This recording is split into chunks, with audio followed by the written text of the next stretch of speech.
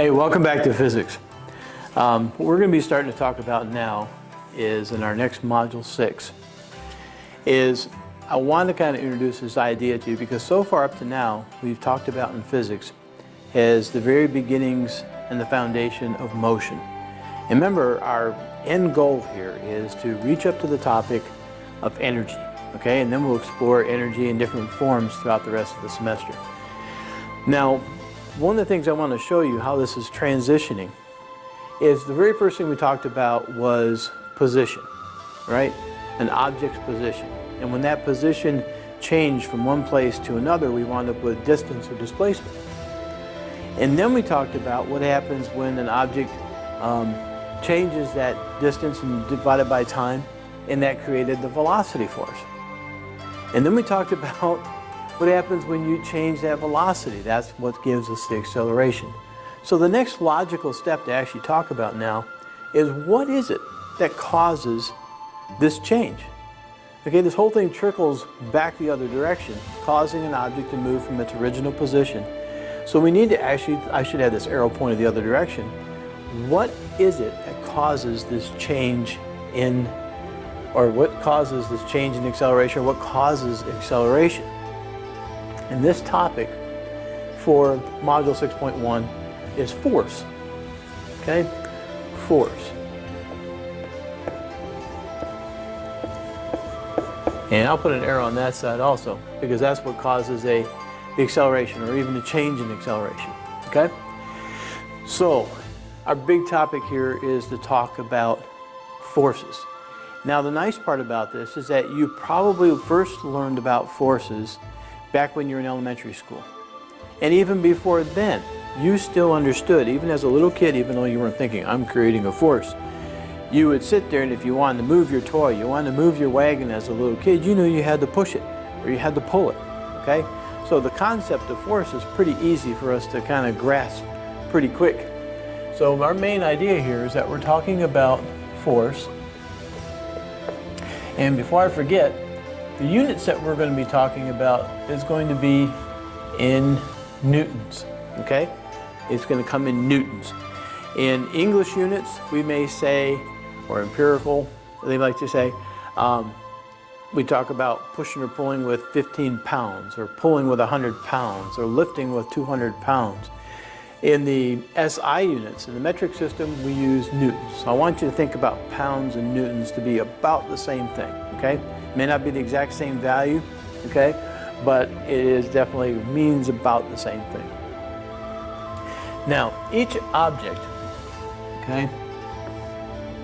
There's something we got to talk about first before we talk about forces. Now, the idea of force, of course, has been around for a very long time, okay? But Sir Isaac Newton here came up with a formal way of showing and predicting the behavior of objects when we push or pull on them. Okay, he was the first person to actually do that. So if we have a crate or a box like this, and we have somebody pushing on that box, in your experience, hopefully you've done this somewhere along in your life, you had to push something across the floor. Might not have had wheels on it, and you just had to scrape it across the floor, right? And when you've got an object like this versus, let's say, an object that is completely full of whatever product, okay, whatever it is, except for styrofoam, peanuts maybe, that would not be not much more difficult to push, okay? But let's just say that somebody was pushing something that was half full versus something that was almost overflowing, okay? Which one is going to be easier to push? Obviously the lighter one, right? I want you to think of this like objects have an attitude, okay? That when an object has to get pushed or pulled, it actually kind of resists. It doesn't want to change whatever it's doing, okay? Whether it's sitting still or flying along at 100 miles per hour, it doesn't want to change, okay? Kind of like human beings, right? We don't like to change sometimes. Even if you put rollers on the bottom of these boxes, okay?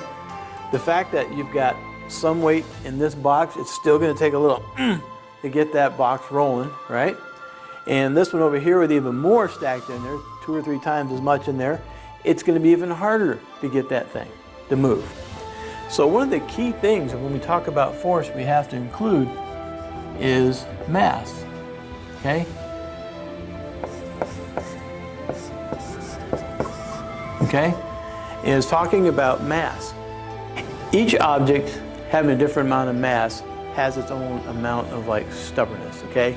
Each object wants to resist change in its current motion.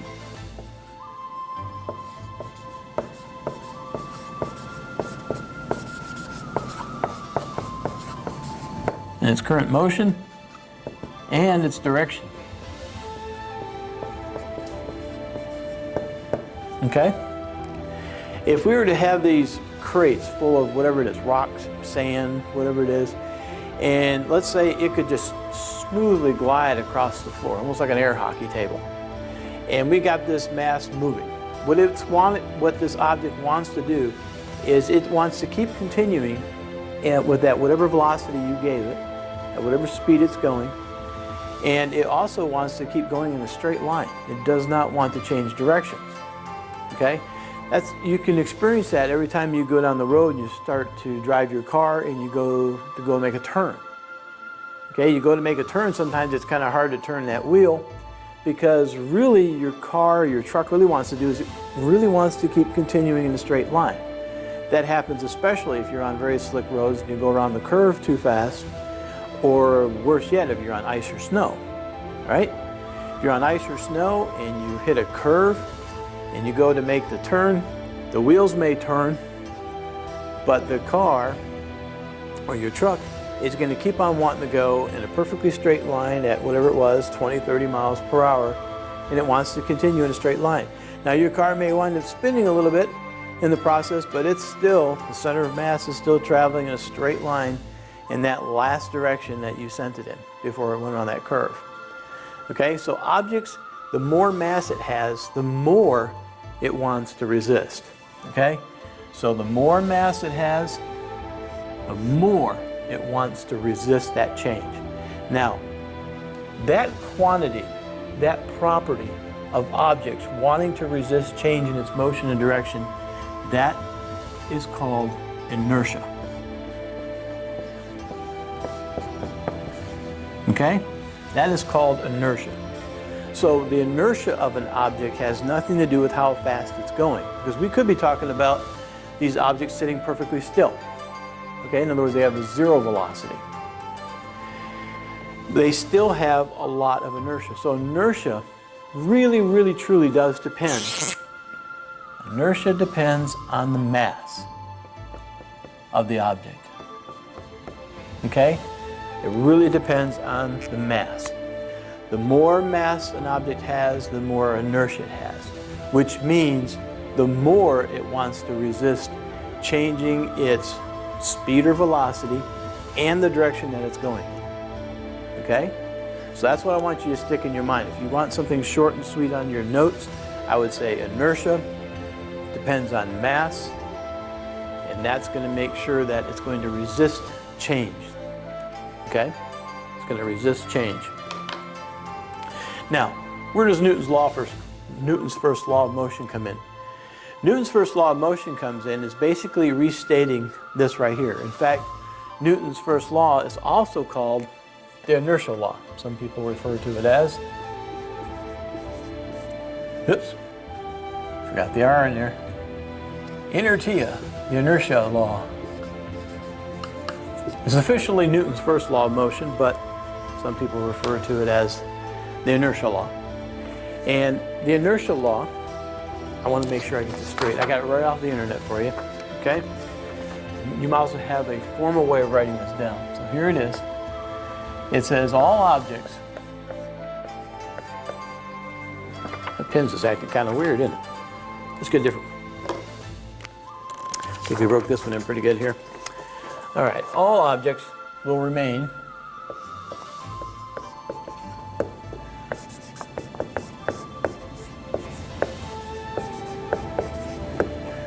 will remain at rest or in constant motion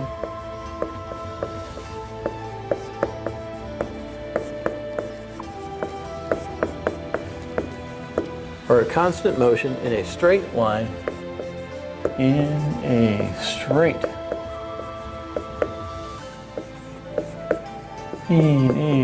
very important, in a straight line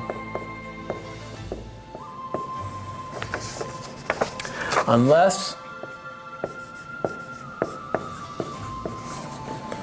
an outside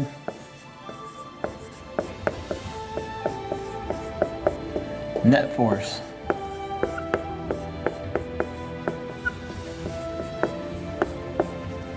very important word we're going to talk about here. Net force acts on it.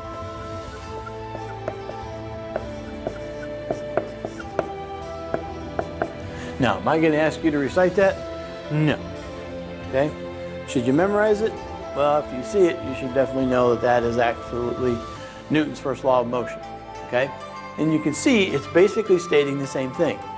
All objects will remain at rest or in a constant motion. In other words, it's going to resist change in its current motion in a straight line, okay?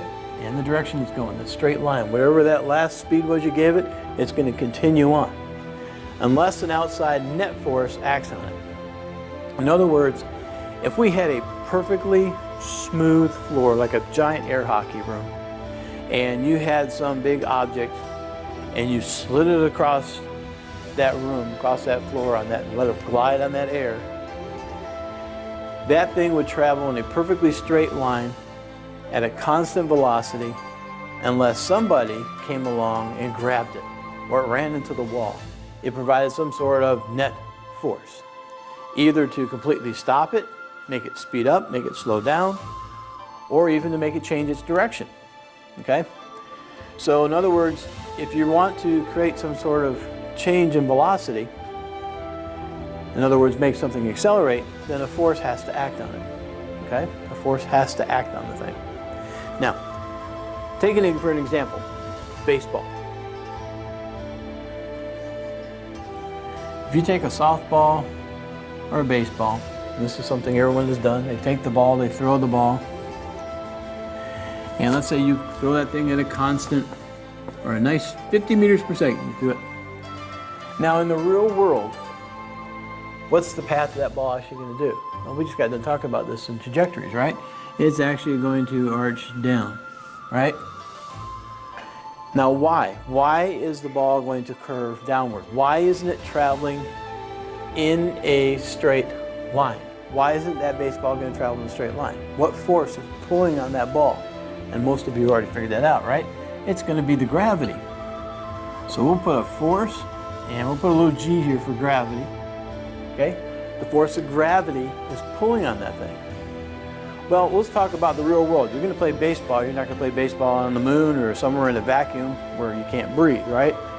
What's another force that's making that ball slow down? Well, in trajectories, we didn't talk about air friction, but right now we could talk about air friction. So you got another force acting this way. We'll call that F, and we'll put a little sub A there for air friction. So you got these two forces acting on this baseball to make it change its direction, and even though you threw it at 50 meters per second, you know, in the real world, 2 seconds later it's going to be going slower than that, right? It's going to be slowing down because of the air friction. So that baseball is obeying Newton's first law of motion, okay? Now in outer space, if we wanted to see a really beautiful example of this, we'd have to take you out in outer space and let you pitch that baseball again. So now you're in outer space, you're going to pitch that baseball or softball. You throw that thing, again at 50 meters per second. That baseball, again, is going to obey Newton's first law of motion. It is going to continue on a straight, perfectly straight line at 50 meters per second forever and ever and ever. Okay, can you imagine that? Maybe if you ever get to be in outer space somewhere, take a baseball out there with you, point it into some void, dark space and space out there, and just throw that baseball. And whatever speed you throw that baseball at, it is going to continue on forever and ever and ever, 50 meters per second. You don't have to keep on pushing it. There's nothing to slow it down. As long as it don't get too close to a planet, it won't curve. It'll just continue on in a straight line. That's something we don't normally see in a lot of sci-fi movies that have to deal with spaceships.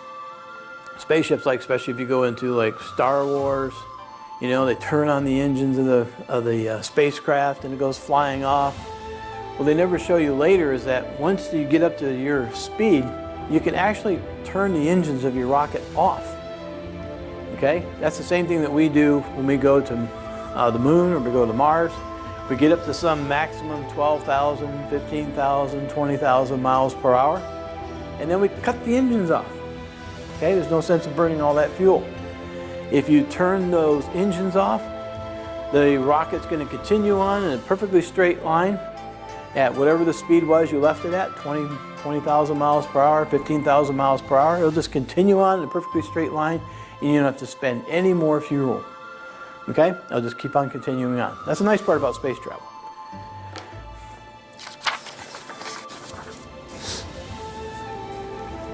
Now, what is meant by a net force is something we need to talk about.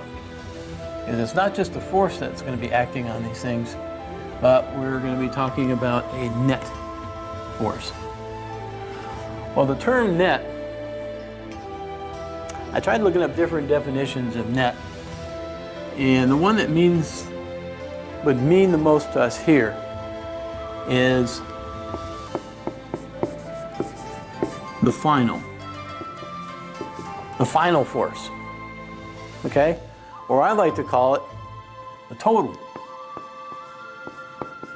What is the final total of all the forces acting together? Okay? If you've ever taken any kind of business class or some of the other classes we have at our school, you have to calculate the net worth of a business or a net worth of a farm. And what you wind up doing is you add all the things that have a value to you, that money that you have in the bank, all the equipment that you have. Then you subtract all the money that you owe other people or banks or institutions. And whatever amount is left over, the final total is called your net worth, okay, of that farm or that business, okay? So, what we're going to look at here is what if, because it's very rare that you ever just have one force acting on an object. There's usually multiple forces acting. Now, to give you a simple example, kind of a little bit of a silly one here, we'll go back to our box. It's getting pushed.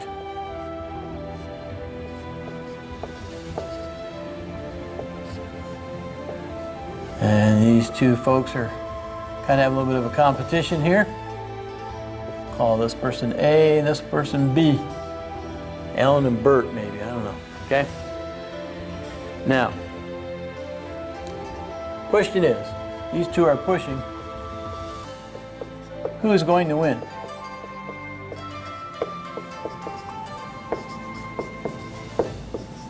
Okay? A or B, which one's going to win? We need a little bit more information, don't you? Like, which one's stronger? Which one's pushing the hardest, right? Okay. So let's say, for an example, the force over here by this person, we'll call it F. We'll put an A, a little A there for force of A. And force of B, this person's pushing this way. So we'll call that force sub B. And let's say force from person A is 100. And don't forget, the units for force is going to be newtons, kind of like pounds. Okay, good way to think of it. And let's say the force for person B over here is going to be 180 newtons. Okay? So now you can answer the question, right? Person A over here is pushing that way to the right with 100 newtons. Person on the left over here is pushing to the left with 180 newtons. Who's going to win?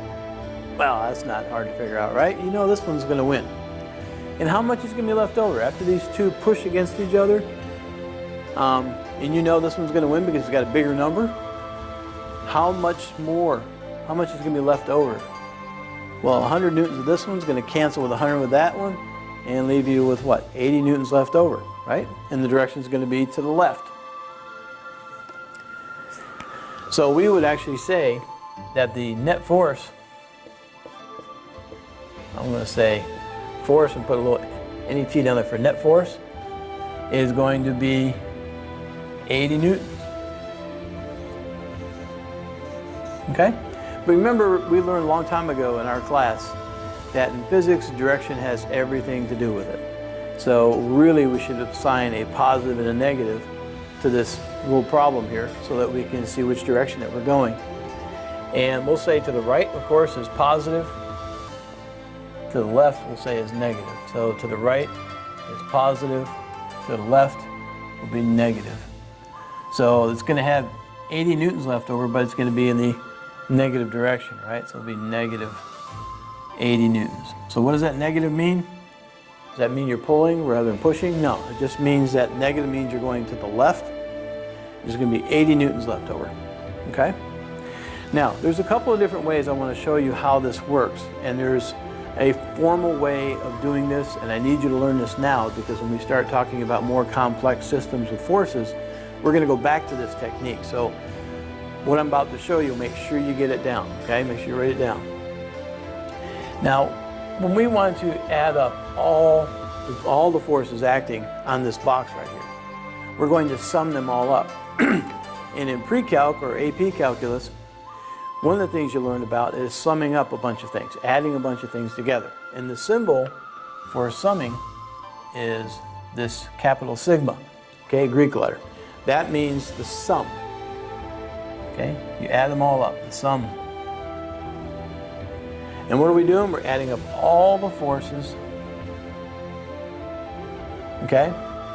And that's going to tell us what our net force is. So how do we get this? How do we get this total in this problem? Well, to get the sum of all these forces, we're going to have to add force A and we add force B. Okay, so we're actually going to write our own equation. We would just keep on adding on all the forces that could be possibly acting in this one direction.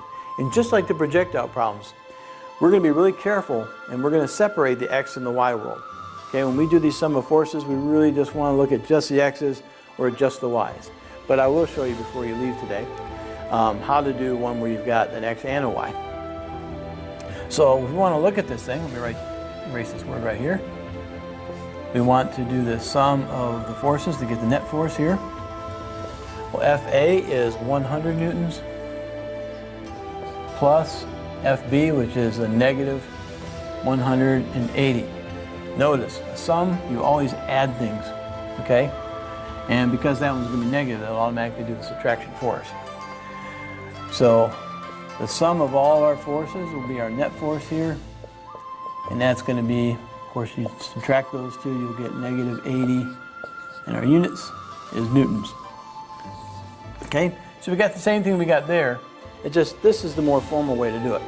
Okay? When we start talking about other forces later, this is actually a really nice, easy technique. Now's a good time to actually start learning about it.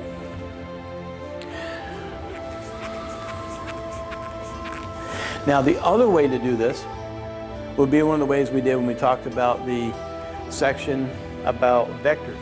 Okay, when we talked about Module 2, we went into vectors.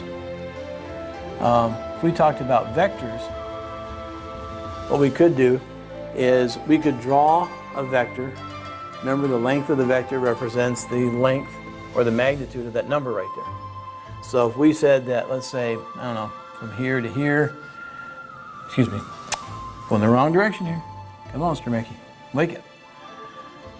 If we go to the right over here, we'll say that this is 100 newtons.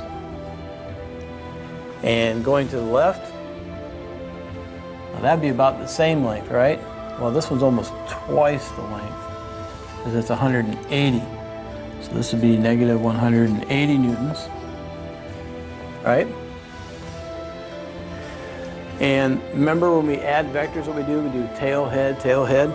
Well, we can do this. We could pick this vector up, and remember we go tail to head, and then we pick this one up at its tail and put it on the head of this one. Now, it's kind of weird because it's going to be right on top of each other. But if we do that, then you're going to wind up with, let's see if I can draw this so that you can kind of follow along with this. Let's say we're going to draw the 100 Newton right here. And then in red, I'll draw the other one. I'll do it just a hair below it so I don't completely erase it. And we go, remember, tail, head, and then we're going to draw this one starting on the end of this one. So tail, head that way. Okay? And really on this one, we probably won't use a negative on that yet.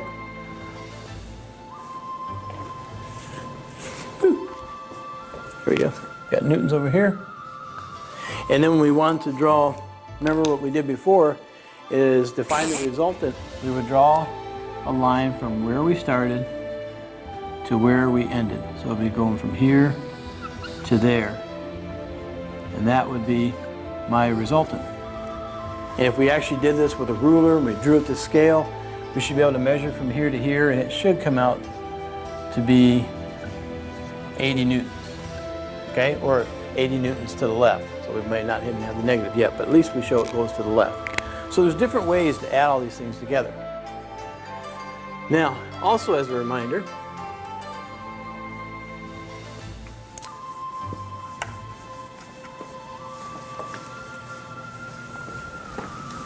ooh, I guess we all got that down.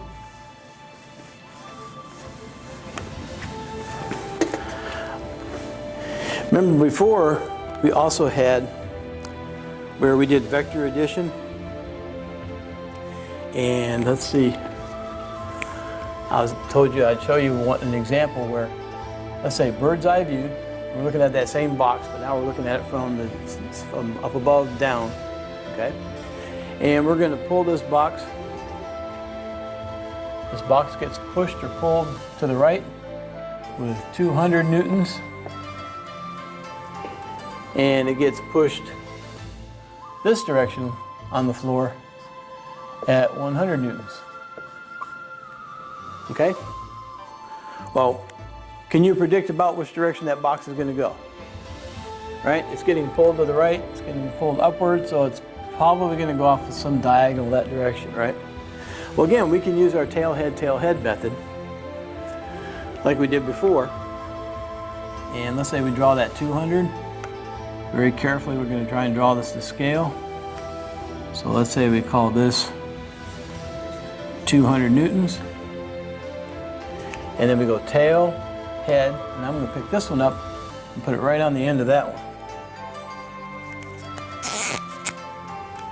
So let's see, that'd be about 100, so about a little bit less than that. It's going to be about right there, 100 newtons. So we did tail, head, but these are all in forces. And then to find the resultant, we do just like we did before. You draw a line from where you started to where you ended, nice straight diagonal like that. And this is going to be my resultant force. Okay? Instead of being displacement like we did back in Module 1, now we're going to be using this with forces. So we can easily calculate what that would be. And since these two just happen to be at 90 degrees, we can do our a squared, b squared, c squared, and we can calculate that really quick. So let's do that. So we're going to do, we'll let this one be A, this will be C, B, and this one here will be C. So we'll do our a squared plus b squared equals c squared. So we'll do 200 squared plus 100 squared is equal to c squared. And if you're careful, do your square root and everything correctly. If I did it right, I get 224 newtons. Okay, rounding up, you get 224 newtons, which is what this would be right here. 224 newtons. So even if we are going to have forces acting in the x and the y direction, we can combine those and show how objects will go off at a diagonal. Okay? Now, because, remember, these are forces,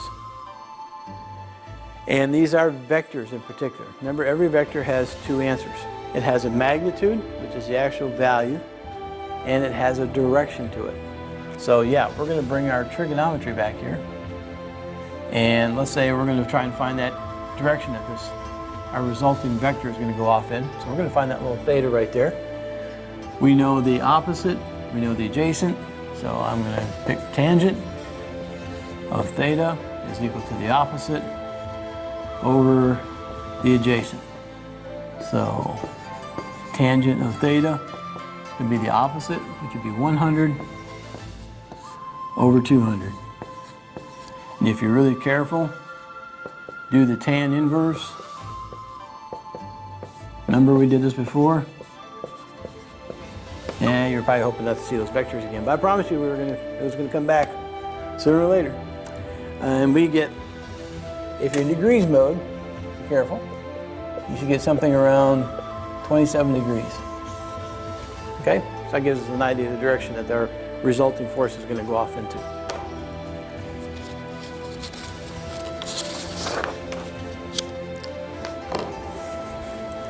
So what we need to remember for today is that inertia is the amount of mass. Okay? It's going to depend on how much mass an object has. The more mass it has, the harder it is to get it to change its speed or velocity it's going and the direction that it's going. And that's basically what Newton's first law is, also known as the inertia law. Okay? I'll talk to you all later.